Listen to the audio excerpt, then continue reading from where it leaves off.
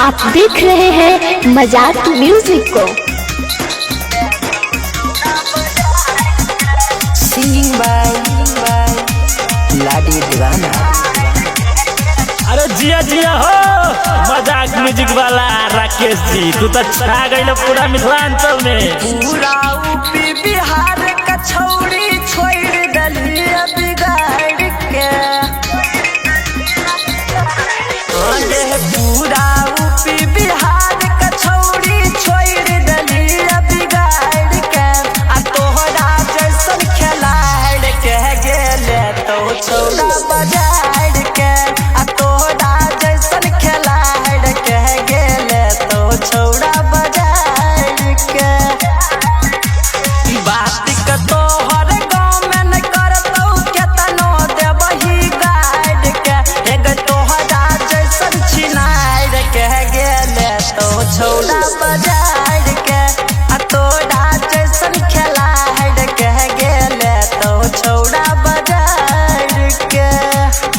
अरे जिया जिया हो मजाक म्यूजिक वाला राकेश जी, तू तो छा गई पूरा मिथिलांचल में।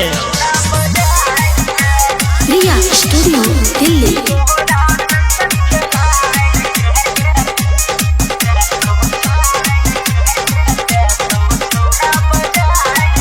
सब छौड़ा के ओठ चूसवा बैठी गे।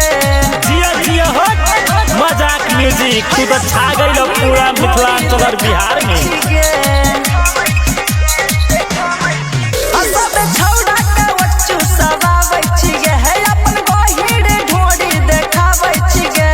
आ दिन में घूमै छी छौरी 5 बेर केसिया झाड़ के। आ तोहरा जैसन खिलाड़ के गेले तो छौड़ा बाजार के। आ तोहरा जैसन खिलाड़ के गेले तो छौड़ा बाजार के। अरे जिया जिया हो मजाक म्यूजिक वाला राकेश जी, तू तो छा गई पूरा मिथिलांचल में। सिंगिंग बाय लाडी दीवाना।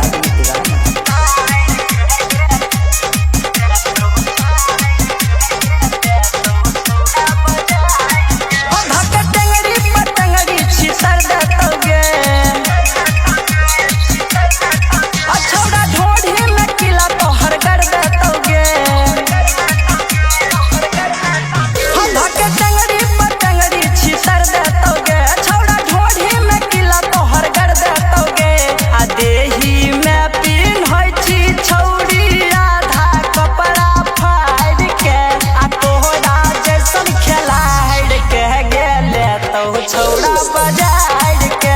आ तोहरा जैसन खिलाड़ के गेले तो छौड़ा बाजार के। जिया जिया हो राकेश शर्मा, तू तो छा गई पूरा मिथिला मधेश में।